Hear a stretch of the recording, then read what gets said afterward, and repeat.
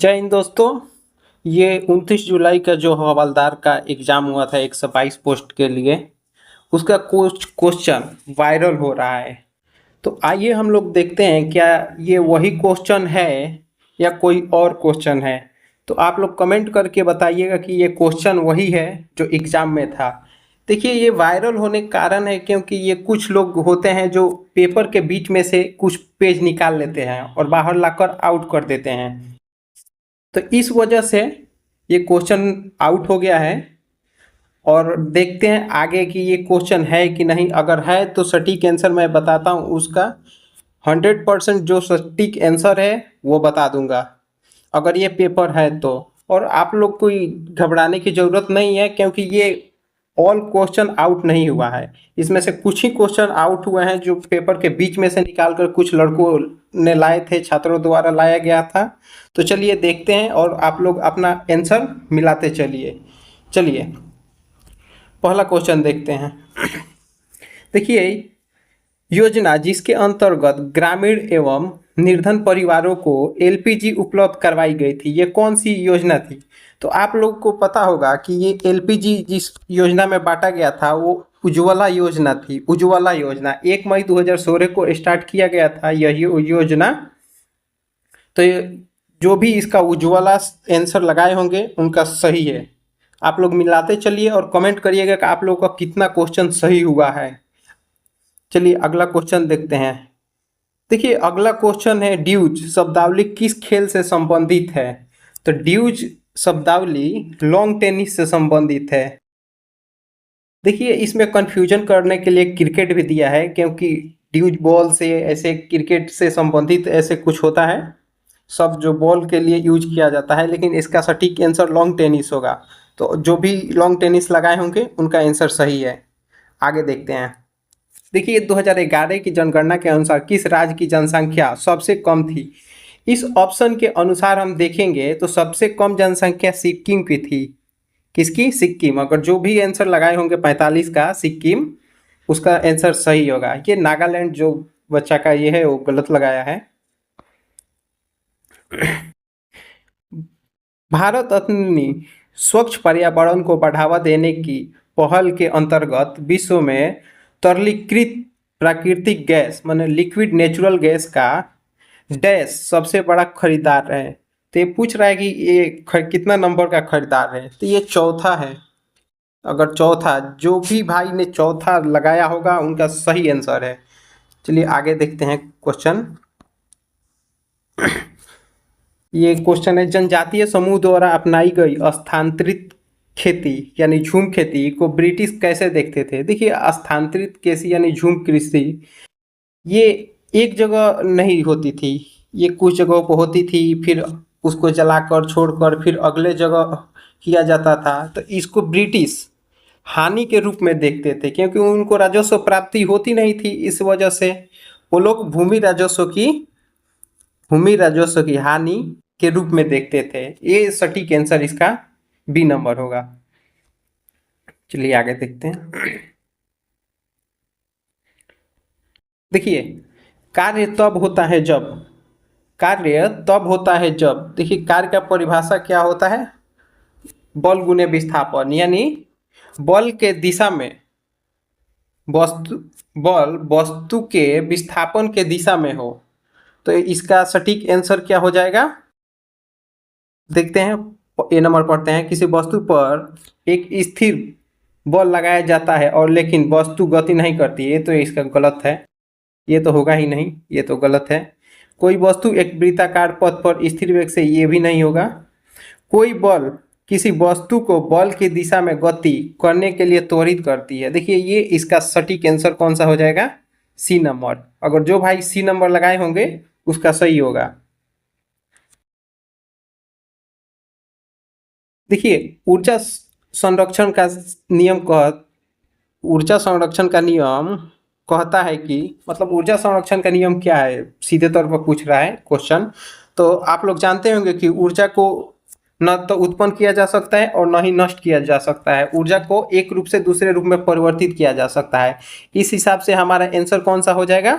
D number. अगर जो भी भाई डी नंबर लगाए होंगे उनका सही है। आप लोग मिलाते चलिए कि आप लोग का क्वेश्चन कितना सही हो रहा है, क्योंकि मैं इसमें 50-60 के आसपास क्वेश्चन लाया हूँ और 60 के बाद आप लोग को पता चल जाएगा कि कौन सा क्वेश्चन गलत है, कौन सा सही है, कितना बनेगा, क्या है, सब चीज़ पता चल जाएगा आप लोगों को। चलिए अगला क्वेश्चन देखते हैं। देखिए थोड़ा सा ये विजुअल नहीं है इसलिए मैं खुद पढ़ देता हूँ। निम्नलिखित में से कौन सी भारतीय कृषि की समस्या है, मतलब समस्या है, भारतीय कृषि में समस्या क्या है? तो ये है, देखिए, मानसून पर निर्भरता। तो बिल्कुल भारतीय कृषि किस पे निर्भर है? मानसून पर। कृषि जोत का बंटवारा एवं खेती का कम आवंटन। देखिए मतलब छोटा खेती, मतलब जो भी खेत है हम लोग का वो छोटा है, ये भी एक समस्या है, जिसे बड़े पैमाने पर हम लोग नए तकनीक से बनाई गई औजारों का उपयोग नहीं कर पाते हैं, ये भी एक समस्या है। व्यावसायीकरण की कमी, ये भी एक समस्या है। ठीक है। सिंचाई सुविधा का विस्तार, देखिए सिंचाई सुविधा का विस्तार होगा, ये समस्या नहीं है, कृषि के लिए लाभ है, तो ये नहीं होगा। तो आप लोग अगर जो भी लोग ये नंबर लगाए होंगे 1 2 3 उनका सही है। चलिए आगे देखते हैं क्वेश्चन। देखिए ये क्वेश्चन कल था, मैं करवाया भी था, लेकिन ये सटीक आंसर मतलब क्वेश्चन कोई नहीं बता पाया था, इसलिए बहुत ही दिक्कत हुआ था मुझे बताने में। देखिए तृतीय युगीन कोयला खनन क्षेत्र है। देखिए तृतीय युगीन कोयला क्षेत्र भारत में उत्तर पूर्व में कल ही मैं बताया था इसको कि उत्तर पूर्व में पाया जाता है। तो आइए देख लेते हैं कि ये खनन क्षेत्र कहाँ कहाँ है, मैं बता देता हूँ। देखिए कालाकोट है, ये जेके में है, यानी जम्मू कश्मीर में है। ठीक है, जम्मू कश्मीर में। सिंगरौली एमपी में है। ठीक है। कोरबा छत्तीसगढ़ में है। रानीगंज वेस्ट बंगाल में है। तो इसमें सटीक आंसर अगर जो भी लोग लगाए होंगे ए नंबर, उनका सही होगा, एकदम 100% सही होगा। कालाकोट ये झारखंड मतलब जम्मू कश्मीर में है। ये क्वेश्चन एक था बिहार से। बिहार में राष्ट्रीय लीची शोध केंद्र कहाँ स्थापित किया गया है? ये मुजफ्फरपुर में किया गया है। ये थोड़ा पीडीएफ थोड़ा धुंधला आया है, लेकिन फिर भी आंसर दिख रहा है, आंसर मैं बता दे रहा हूँ, आप लोग मिलाते चलिए। देखिए ये क्वेश्चन थोड़ा दिख नहीं रहा है अच्छा से, फिर भी मैं बोल रहा हूँ। इसका मेन है, या संविधान दिवस डैश को भारतीय संविधान अपनाने के उपलक्ष्य में मनाए जाने वाला एक राष्ट्रीय उत्सव है। तो देखिए संविधान दिवस मनाया कब जाता है? 26 नवंबर को मनाया जाता है। ये सही होगा जो भी लगाए होंगे। ये कथन निष्कर्ष से क्वेश्चन है, ये पॉलिटी का क्वेश्चन है। क्वेश्चन अच्छा है, आप लोग देखिए। राज्यपाल पर लिखा है, राज्यपाल मुख्यमंत्री की नियुक्ति के बाद मंत्रियों की नियुक्ति करते हैं। जी एकदम सही है।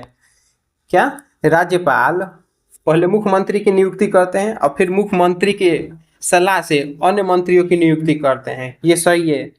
मंत्रिपरिषद की नियुक्ति राज्यपाल की विवेकाधीन शक्ति है। देखिए मंत्रिपरिषद की शक्ति मतलब मंत्रियों की नियुक्ति की शक्ति विवेकाधीन नहीं है, तो ये 2 नंबर गलत हो जाएगा। ये विवेकाधीन नहीं है, संविधान में वर्णित है कि राज्यपाल ही करेंगे इसकी नियुक्ति। तो आगे देखते हैं, इसका आंसर हो जाएगा, जो भी लोग ए नंबर लगाए होंगे इसका आंसर सही हो जाएगा।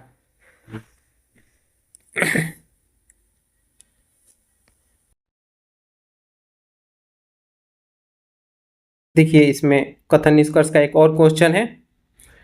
कथन 1, संघ सरकार और राज्य सरकार के बीच सत्ता का बंटवारा संविधान की संरचना का मूल है। देखिए ये सही है, ये संविधान में वर्णित है, संघ और राज्य के कार्यक्षेत्र और संविधान की संरचना में मूल है ये सत्ता का बंटवारा। केंद्र और राज्य के बीच सत्ता साझाकरण व्यवस्था में परिवर्तन करना आसान है? बिल्कुल नहीं है।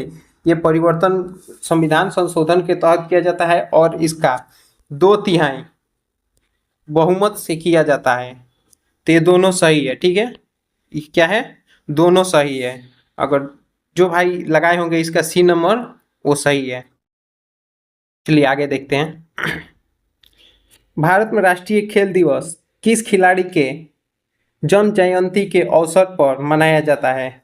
तो आप लोग को सभी लोगों को पता है कि मेजर ध्यानचंद 29 अगस्त को मनाया जाता है, ये इसका। चलिए, मेजर ध्यानचंद जिस जो भी लगाए होंगे सही होगा। देखिए, ये क्वेश्चन थोड़ा आया नहीं है, लेकिन मैं पढ़ देता हूँ। उपभोक्ता संरक्षण अधिनियम 1986 में प्रावधान किया गया है कि शिकायत के निवारण के लिए कितने स्तरों में विभाजित किया गया है। तो ये अगर 3 स्तरों में विभाजित किया गया है, अगर जो भी त्रिस्तरीय लगाए होंगे उनका सही है। आप लोग आंसर पे फोकस करिएगा, जो भी है आप लोग को याद आ जाएगा, क्वेश्चन मैं पढ़ूंगा तो, और ऑप्शन देखिएगा तो।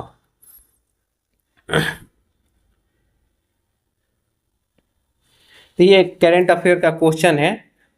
भारत का कौन सा हवाई अड्डा रनवे रबर रिमूवल मशीन का इस्तेमाल करने वाला पहला हवाई अड्डा बना है? तो ये नोएडा बना है। कौन बना है? नोएडा। ये स्पीडी करेंट अफेयर में से आया हुआ है, सेम टू सेम क्वेश्चन है उसी का। देखिए, ये वीनस ऑर्बिटल मिशन किन दो देशों का संयुक्त मिशन है? ये इसरो और स्वीडन, मतलब भारत और स्वीडन के बीच का संयुक्त मिशन है। कल कुछ ऑप्शन नहीं मिल रहा था, जिससे पता नहीं चल रहा था। ये भी कल क्वेश्चन आया था, मैं करवाया था। निम्नलिखित में से कौन सा शहरीकरण का एक सकारात्मक प्रभाव है? देखिए, ये सकारात्मक प्रभाव पूछ रहा है, तो ये होगा गरीबी में वृद्धि। देखिए, अगर शहरीकरण होगा तो व्यवसाय बढ़ेगा, सेवाएं बढ़ेगी, ढांचा में, तो गरीबी वहाँ पे कम होगी। ये गलत है, ये बढ़ेगी नहीं। बेहतर बुनियादी ढांचा और सेवाएं, ये बिल्कुल सही होगा। देखिए, शहरीकरण होगा तो वहाँ पर व्यवस्थाएं बढ़ेगी, आवागमन बढ़ेगा, तो मतलब बुनियादी ढांचा बेहतर होगा और सेवा क्षेत्र में भी वृद्धि होगी, विकास होगी, जिससे क्या होगा? एक सकारात्मक पहल, मतलब सकारात्मक प्रभाव पड़ेगा शहरीकरण का। ये सही होगा। जो भी नंबर लगाए होंगे उन लोग का सही है। चलिए, अगला क्वेश्चन है। भारत की निर्धनता जनसंख्या का कितना प्रतिशत बिहार में रहता है? देखिए, ये क्वेश्चन है 2023-24 के आंकड़ों के अनुसार। तो 2023-24 में आंकड़ों के अनुसार लगभग 20% अगर जो भी लगाए होंगे उनका सही होगा। 20% इसका आंसर होगा। भारतीय संविधान के किस अनुच्छेद में लिखा है भारत अर्थात इंडिया राज्यों का संघ है? देखिए, ये क्वेश्चन कल भी मिला हुआ था। ये आप लोग सभी लोग लगाए होंगे कि आर्टिकल 1 सही है इसका आंसर। देखिए, जो भी अगर एग्जाम हो रहे हैं उसके क्वेश्चन के एनालिसिस करने के लिए आप मेरे चैनल से जुड़ सकते हैं। मैं हमेशा क्वेश्चन लाता हूं और सटीक आंसर के साथ लाता हूं। तो आप लोग मेरे चैनल को सब्सक्राइब करिए और जुड़े रहिए। चलिए, आगे देखते हैं क्वेश्चन। इनमें से किस यूनिवर्सिटी ने KCC space technology and research programme 2026 launch किया है? तो देखिए, ये बी नंबर, ये सही लगाया हुआ है लड़का, Chandigarh university. 2026 FIFA world cup के सह मेजबान कौन से 3 देश थे? तो ये देश थे यूएसए, कनाडा और मैक्सिको।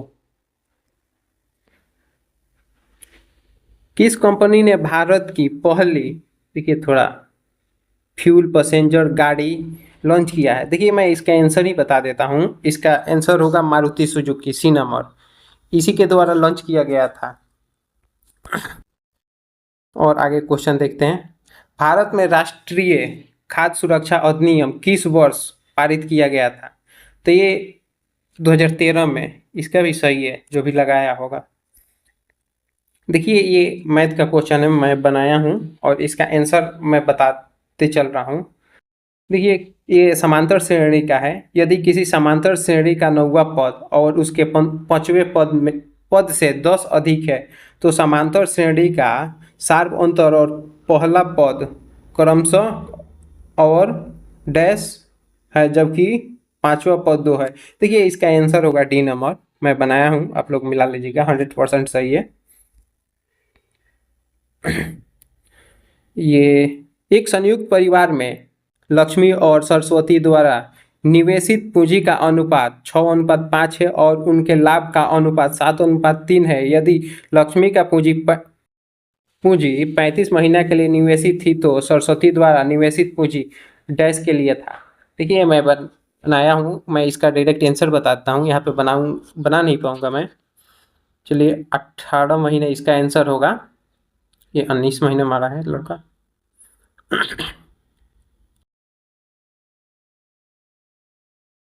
तीन वस्तु 450 रुपया प्रति के दर से खरीदी जाती है और उनमें से एक को 10% की हानि पर बेच दिया जाता है और अन्य दो को किस कीमत पर बेचा जाए कि ताकि पूरे सौदे में 20% का लाभ हो। तो ये बी नंबर आंसर होगा। मैं आंसर डायरेक्ट बता कर निकलता हूँ जल्दी। मध्य काल में यूरोपीय लोगों ने कागज बनाने की कला डैश से सीखी थी। तो ये देखिए, ये कला यूरोपीय जो यूरोप के लोग थे वो अरब वासियों से सीखे थे। ठीक है, और कागज का निर्माण सर्वप्रथम चीन में हुआ था। तो आप लोग कंफ्यूज नहीं होइएगा, क्योंकि ये यूरोप के लिए पूछ रहा है। किसके लिए पूछ रहा है? यूरोपीय लोगों के लिए पूछ रहा है। तो इसका आंसर बी नंबर होगा।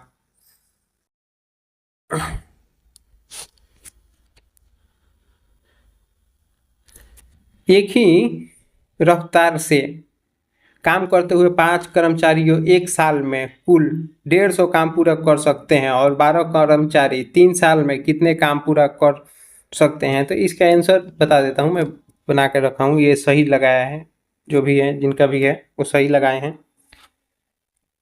देखिए ये लंबा क्वेश्चन है, बहुत अच्छा ही क्वेश्चन है। पूरा विजुअल तो है नहीं, लेकिन मैं बताता हूँ। हाल ही में समुद्री और हवाई घटनाओं के संदर्भ में खबरों में आया शब्द मेडे क्या है? देखिए मेडे एक रडार टाइप है जो कि संदेश भेजता है। तो इसका आंसर हो जाएगा डी नंबर। अगर जो भाई डी नंबर लगाए होंगे, एक अंतर्राष्ट्रीय स्तर पर मान्यता प्राप्त वॉइस सिस्टम सिग्नल जिसके इस्तेमाल यह बताने के लिए किया जाता है कि जहाज या विमान पर जान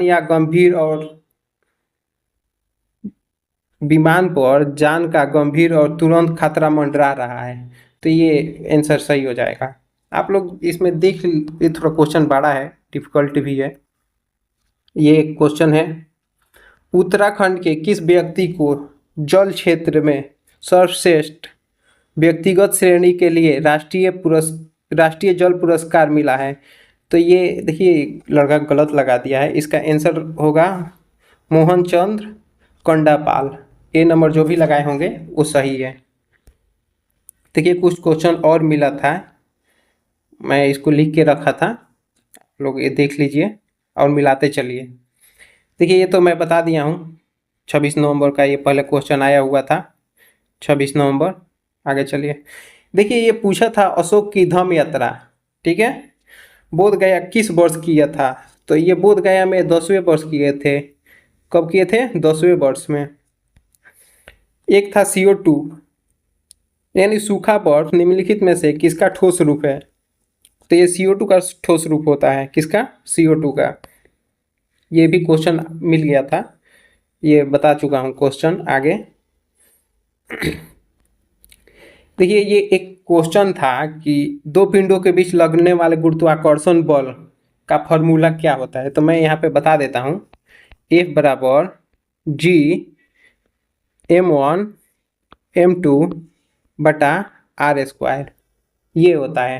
तो आप लोग ये जो भी फॉर्मूला ये मारे होंगे उनका सही होगा। देखिए सिंधु नदी को तिब्बत में किस स्थानीय नाम से जाना जाता है? तो सिंधु नदी को स्थानीय नाम है, तिब्बत में स्थानीय नाम क्या है? सिंगी खम्बान। जो भी लगाए होंगे ये ऑप्शन उनका सही होगा। ये करेंट अफेयर का एक क्वेश्चन था कि भारत का सबसे ऊंचा ब्रिज कौन सा है? तो ब्रिज है चिनाब। जो भी लगाए होंगे चिनाब उनका सही आंसर होगा।